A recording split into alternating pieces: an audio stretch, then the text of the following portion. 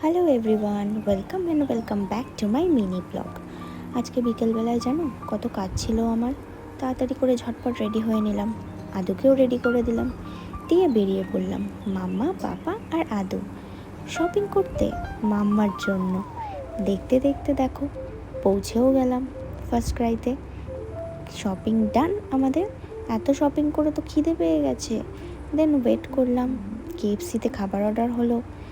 বলতে বলতে দেখো পাপা খাবার নিয়েও চলে এসেছে। কত খাবার, টেস্টি টেস্টি। বাট আদু কিছুই খেতে পারছে না, খুব মন খারাপ। আদুকে কিন্তু দেখিয়ে দেখিয়ে ওর মাম্মা ভীষণ মজা করে খাচ্ছে।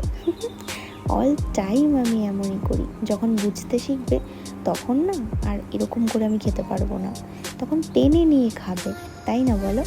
তারপর আমি ডান্স ক্লাসে গেলাম, বাড়ি এসে তারপর আবার জিম, কত কাজ।